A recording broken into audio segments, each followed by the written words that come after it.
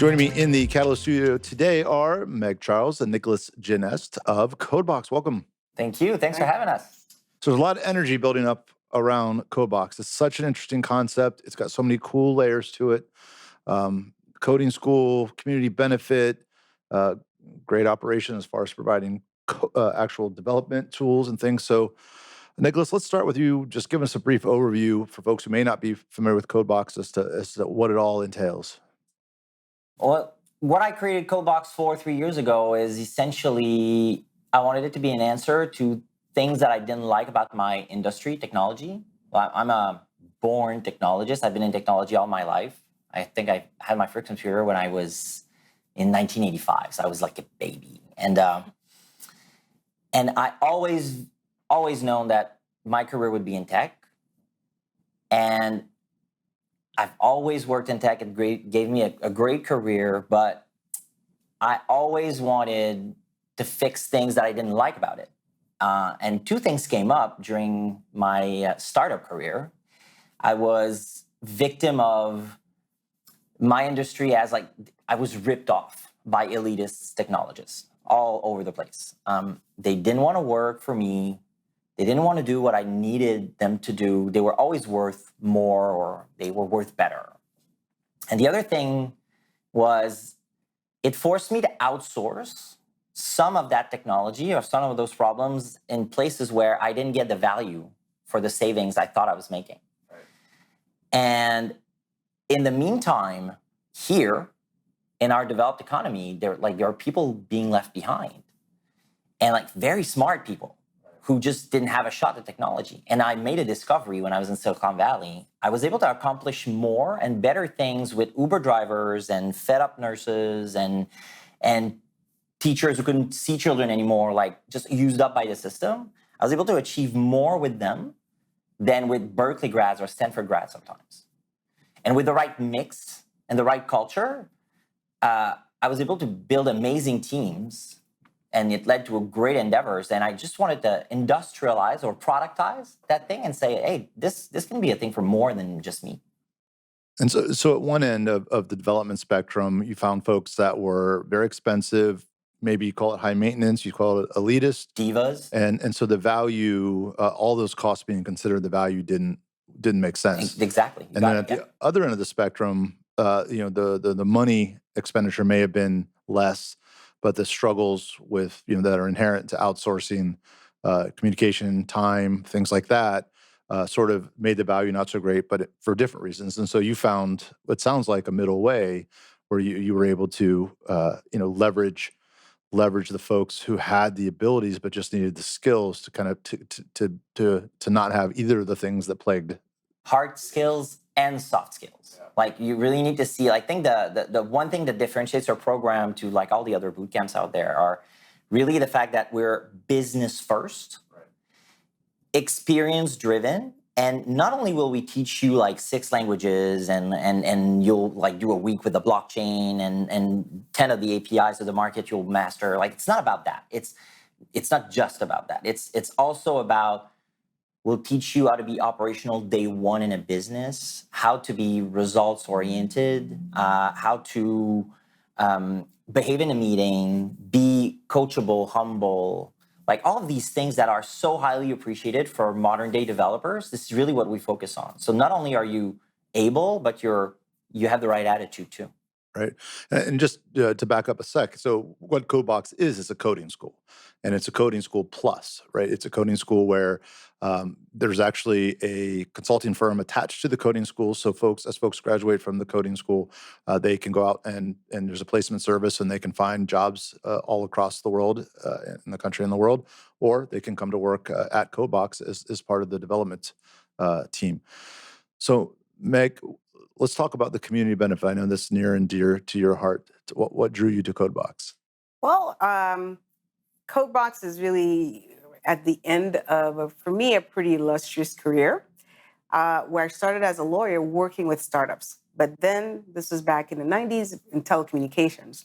What was interesting about that is, as a lawyer, I spent most of my time talking to technology engineers, translating technology speak to legal speak, because I was doing a lot of policy advocacy. And then as those companies started to grow, I really morphed into helping them with strategy because it was a regulated industry. And so a lot of the business opportunities were bounded by regulation, or as I like to say, we had to push and stretch the regulations to facilitate the opportunities because technology always moves faster. So that's been the through line of my career. And at this stage, I haven't seen the mobile evolution, the maturation of technology. So you no longer have to code from scratch to build a website. We have many different options, and that's what we teach at Codebox. So what drew me to Codebox is the opportunity to provide and make accessible technology education for people who are right here who are being left behind, people who are being transitioned out as the digital revolution is having its impact across all kinds of sectors. And I long ago stopped practicing law and was really focusing on being an angel investor, primarily in technology companies. And so for me, this is the opportunity to facilitate more entrepreneurs. And so in terms of community impact, our program, every campus that we will open, we're very hyperlocal. We want to be part of the community. So right here in St. Pete, our focus is to make sure that we are attracting the whole community to our program. We believe in what we call tequity, which is really transforming the idea of who people believe can be a coder, who can be a developer. So our belief is that, our brand belief is that a life in technology should be based on privilege, not based on privilege, but on potential. And so we're seeking people with potential. And as Nicolas said, leveraging the smart that really, truly is everywhere, but we're creating and providing the access and the opportunity. And how does that express itself? Let's dig in a little bit to where you're doing your outreach and sort of where you found the most available interest and relevant interest. Well, actually, and maybe it's because of the pandemic, everything's been transformed because we all lived on Zoom and on our computers. We ordered food. We did everything on computers. And so what we now see is many jobs will probably not come back. Many people took the break to realize, oh, there's something different I can do.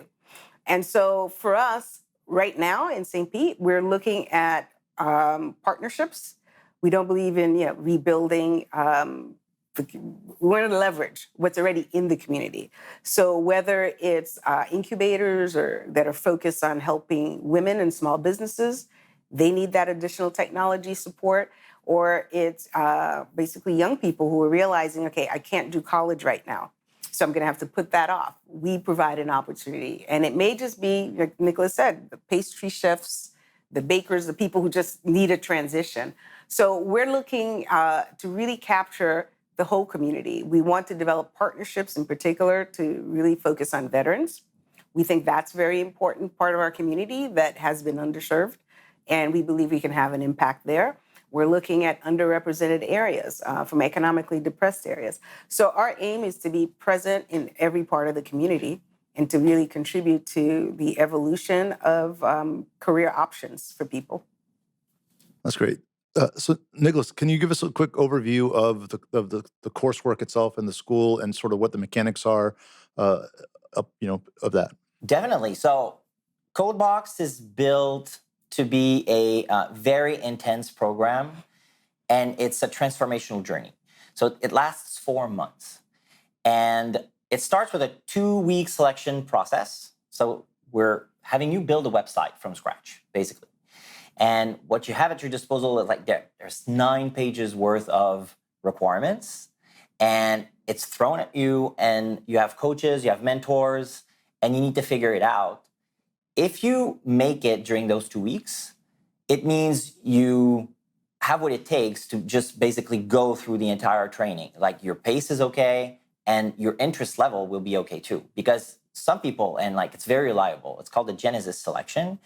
The Genesis program is really reliable in identifying, is technology what I thought it was? Like, am I gonna like it?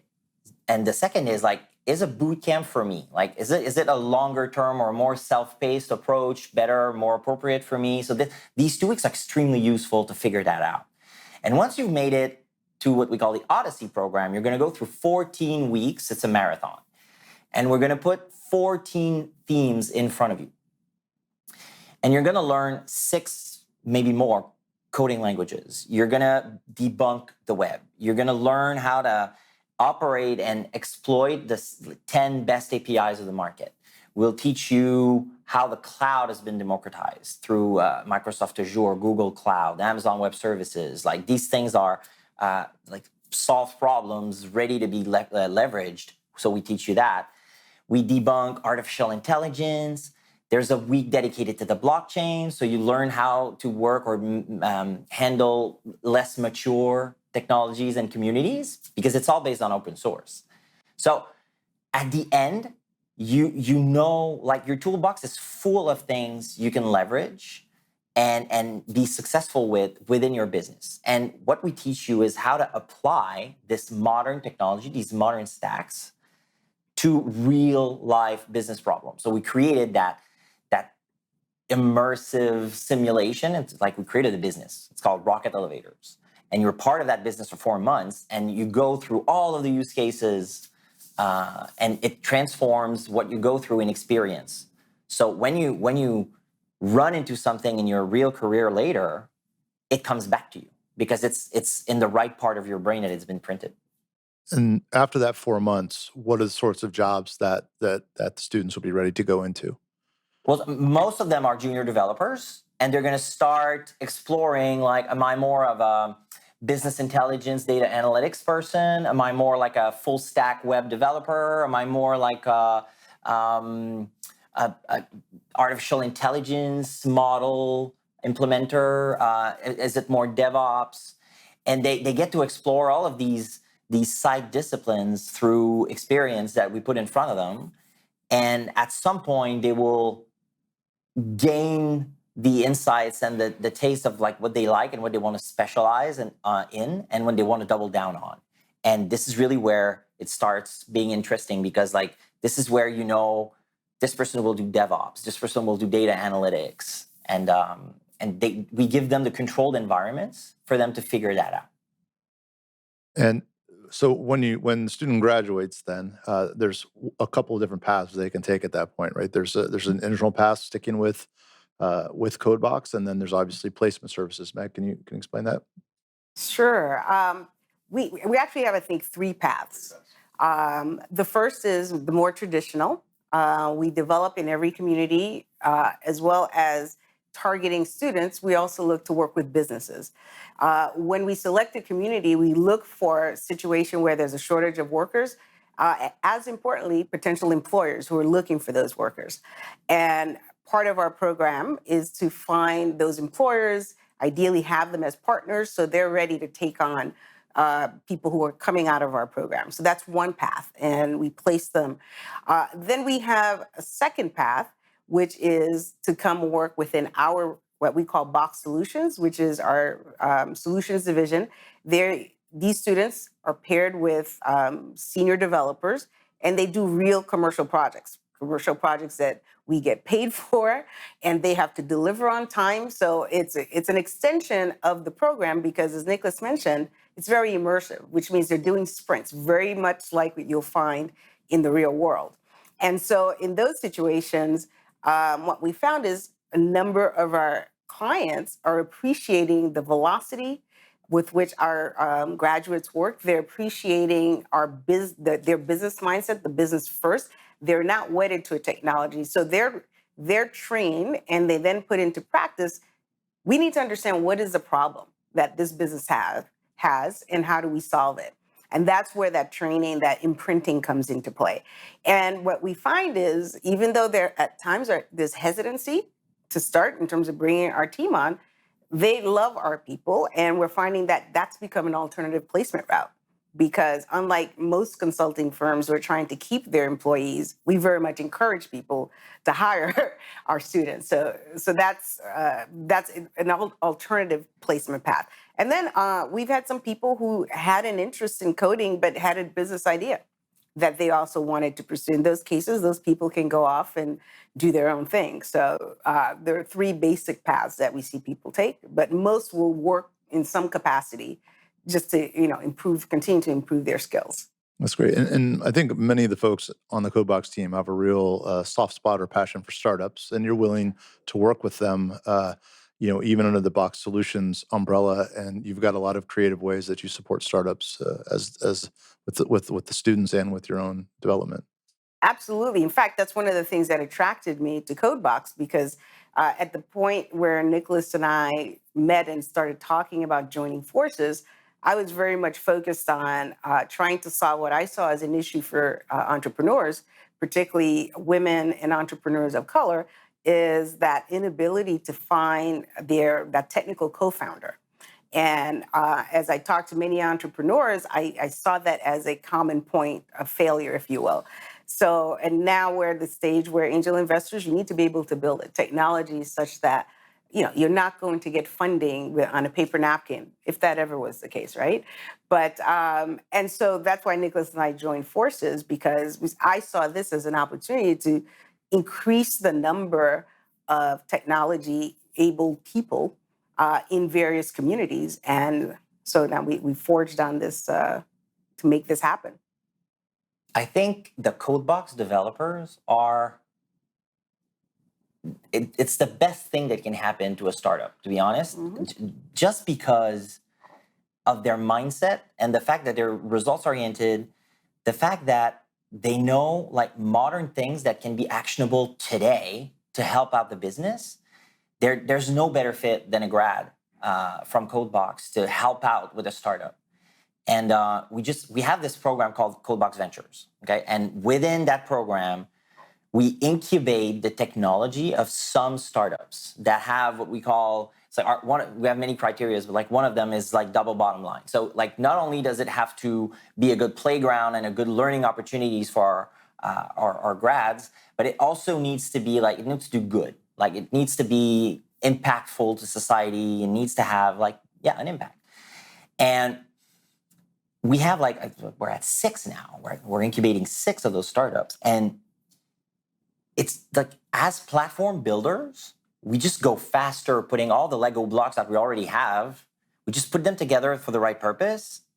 And the impacts are immediate over the start. Like they just, what was originally their biggest fear and their biggest risk in front of their board was like, well, I haven't found my CTO yet. I couldn't find my VP of engineering. Like nobody wants to work for me. They all want to work for Airbnb. Like all of this goes away. We just work towards one goal with them. We get equity in exchange, and they never look back. So this is also this is a surprise turnaround of the project. And one of the benefits as well is because our graduates are new, they don't carry, in a sense, the burden and the weight of technology, and this is the way it was done. They're very keen to explore and to be part of helping to make something new and real happen. And that is a huge benefit in terms of attitude and creativity. And that is also one of the benefits of people coming out of other careers and having had other experiences. They bring more to the table. And that's why, we believe that technology education really should be available to anyone who wants it. And that's our mission. And we're feeling very fortunate to be part of having that kind of impact. So someone watching this is interested or knows somebody who might be a good fit for getting the education. What should they know about the financial aspects of it? Well, what they should know is that it's not on them. So what I wanted, and I'm obsessed with accessibility of the program. So like the only way we can reveal that smart is everywhere is by have smart people only focusing on their success. So we try to come up with an approach where we take on all the risks. So all we ask is there's going to be this security deposit ahead of the program. You get it back if you finish. Or if you find out before the end of Genesis that it's not for you, we'll give it back to you. And beyond that security deposit, we take care of everything. So you don't have a computer, you can borrow one from us. We will not charge you tuition until you're a grad. A grad at Codebox means we got a job for you. So if you just finish the program, wait for us to introduce you to our partner circle or hire you in the digital workshop. And once you get that job, then you get your tuition. And it's going to be 20% of your year one salary after negotiation. So then you get that invoice. That's all you have to pay. So we call it deferred tuition. And basically that's it. So like all the rest, all the possible excuses you might have to not focus on your success or you're just not give it your all to the program are gone. So yeah, and what we understand as well is that for some people, even that 2,000 may be a bit of a barrier. And I think it's really important for people to understand why we have that deposit in place. It's because we want you to have skin in the game. We want people who are committed, who are looking to make this change, and we are prepared to go on the journey with them. So for those instances where someone may not have that 2,000, we're looking for ways to facilitate and to support that. But even in those cases, if you can come up with $50, we want your $50. We want to see you make that commitment and show you have skin in the game. But as Nicolas says, our focus is accessibility. So we want people to focus on, do I have potential? Is this something I want to do? So our doors are open and we will help you find the way if you're committed. Great. So last question. You just planted your flag in St. Pete or Thrive DTSP. Why St. Pete? Well, first of all, we're moving our headquarters here. It's not just like opening a campus, like we're moving. So, and I live in California. I'm out of Silicon Valley. So we're moving away from there because we believe that technology is spreading all over the developed economy. And we believe that, and we notice, we're identified that St. Pete and the Tampa region is one of those destinations that will be preferred. So we believe that it's being ahead of the curve to pick and be part of the community as we enter that transformative journey of like becoming a tech hub. So like, because I really see, like I see you as the next Austin. This is really one of the reasons that motivated me so much to move the headquarters here. And from there, we expand our U.S. footprint, and we'll have like as many campuses in secondary cities that we need to feed that ecosystem that we come up with to help businesses and help the communities. Right. And we say, Nicolas mentioned secondary cities, and that is our strategy. And it's not because those cities are less, it's because those cities have not had the opportunity to benefit from having local tech workers, and because businesses are moving. And we saw with the pandemic, everything can be done remotely, and which means that there are opportunities for people who are living in places where, manufacturing has gone away, all kinds of different jobs have gone away. So we believe there's opportunity in those communities by providing this kind of access, because again, we're focused on access and giving everyone an opportunity to have a life in technology based on potential, not the privilege of living in a large market, because there are benefits to living in smaller markets. And so that is why, St. Pete makes sense for us in many, many different ways, because we have the businesses that need us, we have the communities that need that additional technology training, and quite frankly, the people are super welcoming, and we find that this is very much in line with our culture as a company. The bottom line is, the only reason that would explain this region not to become a tech hub is running out of talent at such a critical time in the development. Like, and talent is here in your communities, waiting to be discovered, trained, employed. And this is really what we're obsessed with. Like that's our purpose. Like we that's what we want to demonstrate. Like no need to outsource. Bring back your credits. Bring back your technology budgets. Make them, invest them in your own local community. This is where it's going to work best. Sounds amazing. Mike Charles, Nicolas Genest, thanks for joining us in the studio, Catalyst Studio, and welcome to St. Petersburg. Thank you. Thanks for having us.